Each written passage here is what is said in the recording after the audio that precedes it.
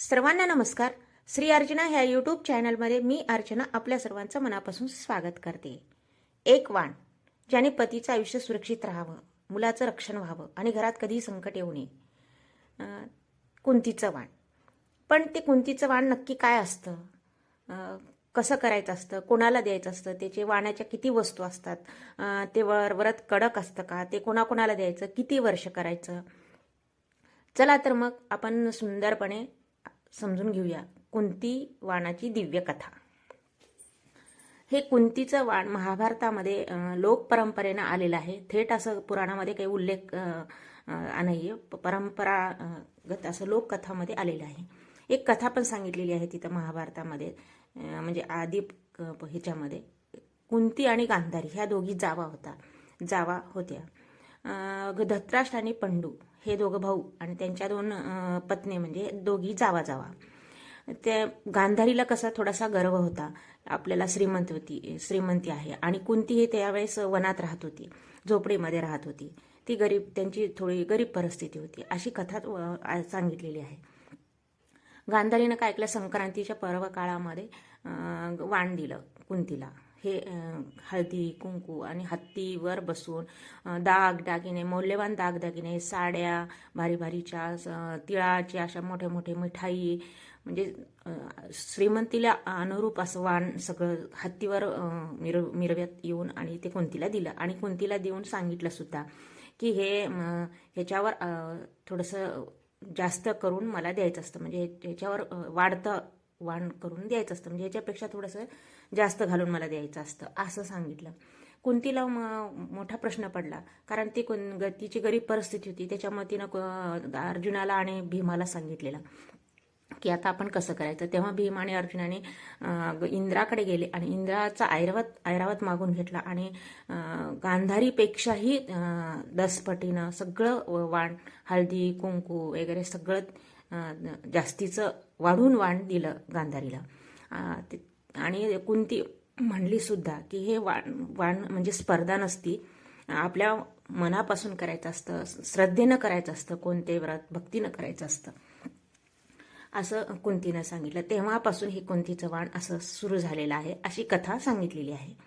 त्याच्यामध्ये कुंतीचं वाण मध्ये कोणते कोणते असतात, तर 13 वस्तू असतात त्याच्यामध्ये. ते आणि त्याच्यापासूनच ही आता ही कुंती वाणाची लोकपरंपरा तिथून पुढे सुरू झालेली आहे. हे 13 शुभ द्रव्याचे दान दिलेलं असतं. त्याच्यामध्ये अलंकार असतात, तिळगुळ, हळदी कुंकू असे 13 प्रकारचे असतात. एक वाढून द्यायचं असतं आणि आपल्याला कोणीतरी आधी द्यावं लागतं आणि ते आपण दिल्यानंतर आपण हे व्रत करायचं. आपल्याला इच्छेप्रमाणे असतं की कोणी 1 वर्ष करतं, कोणी 5 वर्ष करतं, कोणी 7 वर्ष करतं. हे आपल्याला कोणीतरी दिल्यानंतर हे व्रत करायचं असतं. अजून एक मला इथं सांगावं असं वाटतं की हे व्रत, हे वाण गांधारीनं हिला दिलं, कुंतीला दिलं, म्हणजे जावेला दिलं. आणि त्याच्यामुळे असं महाभारत पुढे घडलं असंही थोडंसं म्हणलं जातं. त्याच्यामुळे आपण घरामध्ये हे वाण असं देऊ नये जावांना, किंवा घरामध्ये असं देऊ नये असं सांगितलेलं पण आहे ह्याच्यामध्ये. आपण 5 सुवासिनींना हे बोलवायचं आणि हे व्रत संक्रांतीच्या दिवशी पर्व काळात द्यायचं असतं. फार शुभदायक आहे. मकर संक्रांती हा सूर्य उत्तरायणाचा होणारा क्षण असतो, शुभारंभाचा दिवस असतो. त्या दिवशी दिलेलं वाण अधिक प्रभावी मानलं जातं, कारण प्रकाशाचा, मंगलाचा आणि सौभाग्याचा आरंभ हाच दिवस असतो. म्हणून आजही संक्रांतीला सुहागिनी महिला कुंतीचं वाण देतात. त्यामध्ये प्रत्येक भावनेमध्ये एक भावना असते की घरात सुख राहावं, नवऱ्याचं आयुष्य वाढावं, लेकरांना देवाची कृपा राहावी आणि आपलं संकट दूर व्हावं. कुंतीच्या वाणात साधारणतः 13 वस्तू असतात. हळदी कुंकू, बिंदी, काजळ, म्हणजे ब्लाऊज पीस, खण, बांगड्या, तिळगुळ, धान्य, सुपारी, नारळ, फुलं, अक्षता आणि दक्षिणा, असं 13 वाण असतात. त्याच्यापैकी आता एखाद्या वेळेस आपल्याला जर आवड असली तर सौभाग्याचे 16 शृंगाराचे सुद्धा तुम्ही त्याच्यामध्ये म्हणजे घालून देऊ शकता. पण आपल्याला जे जन देतं त्याच्यावर एक वस्तू वाढून द्यायची असते, असं ह्या वाणामध्ये महत्त्व आहे. आणि त्याच्यानंतर आपल्याला जन दिलं त्याला सुद्धा एक द्यायचं, एक देवाला द्यायचं, एक तुळशी मातेला द्यायचं, आणि नंतर जन दिलं आपल्याला त्याला द्यायचं, अजून दोघींना द्यायचं, म्हणजे एकूण 5 वाण आपण करायचे असतात. एक ताट घ्यायचं, त्या ताटामध्ये सगळ्या वस्तू घालून ठेवायच्या आणि सगळं सव्वा घ्यायचं, म्हणजे हळदी सव्वा किलो, कुंकू सव्वा किलो, म्हणजे तीळ सव्वा किलो आणि गूळ सव्वा किलो, म्हणजे ते पाव 5 ह्याच्यामध्ये 5 पाव असे ठेवायचे असते.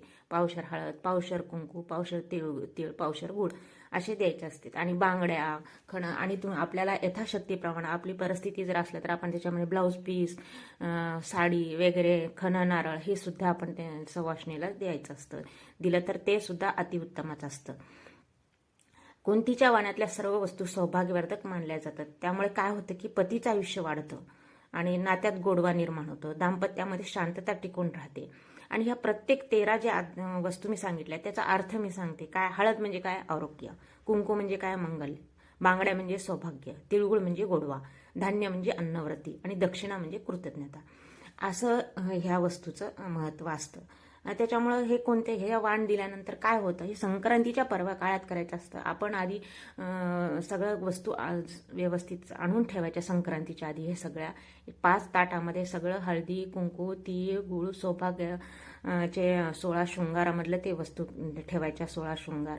आणि सगळ्यात महत्त्वाचं म्हणजे काय असतं की हे व्रत आपण मनापासून करायचं आणि भक्तिभावानं करायचं, तर त्याची फलश्रुती आपल्याला मिळते. आपल्याला कोणाची म्हणजे कुंतीनं आधीच सांगितलेलं आहे की आपल्याला कोणाची स्पर्धा वगैरे करायची नसती. आपल्याला मनापासून हे व्रत करायचं असतं. त्याच्यामुळे आपण हे व्रत मनापासून आणि भक्तिपूर्वक केल्यावर त्याचे फायदे आपल्याला नक्कीच मिळतात. त्याचे फायदे आपण बघूयात की काय होते की ह्याच्यामध्ये काय होते की वाण दिल्यावर आपण केलेली प्रार्थना, सकारात्मक भावना, घरामध्ये वाद, मतभेद, तणाव कमी होतात असं विश्वास आहे. आणि कुंतीनं स्वतः केलेलं हे वाण पांडवासाठी केलंय असंही म्हणलं जातं. त्याच्यामुळे काय आपल्या मुलांना त्रास, अडथळे, भीती, नजर यापासून संरक्षण होते. त्यांच्या आयुष्यामध्ये प्रगती, शुभ परिणाम हे दिल्यानं होतं असंही म्हणलेलं आहे. घरामध्ये शांती. आता हळदी, कुंकू मी आधी सांगितलेले, तिळगुळ, फुले, धान्य या सगळ्या वस्तू एकत्र आल्यामुळे काय होते, सात्विक ऊर्जा निर्माण होते असं मानलं जातं. त्याच्यामुळे आपल्या घरामध्ये शांतता, स्थिरता, मंगल वातावरण होतं. आणि ह्या कुंतीच्या वाणामध्ये कसं हळद, काजळ, बांगड्या, तिळगुळ ह्या स्त्रीच्या सौभाग्यासोबतच आरोग्याचं प्रतीक सुद्धा मानलं गेलेलं आहे. त्याच्यामुळं हे शुभदायकच असतं. वाण देताना सुवासिनींना ओटी भरतात, आशीर्वाद देतात. त्यामुळे काय होतं, स्त्री भावनाचा सन्मान होतो, प्रेम वाढतं, एकता वाढते. कुंतीचं वाण म्हणजे भक्ती, प्रेम आणि कुटुंब रक्षणाचा आशीर्वाद आहे. पवित्र असं कुंतीचं वाणाची माहिती प्रत्येक घरात पोहोचली पाहिजे. म्हणूनच व्हिडिओला लाईक करा, शेअर करा, सबस्क्राईब करायला विसरू नका. हे वाण घराच्या संरक्षणासाठी आध्यात्मिक कवचच मानलेलं आहे. आपली परंपरा, आपला अभिमान. जय सूर्यदेव.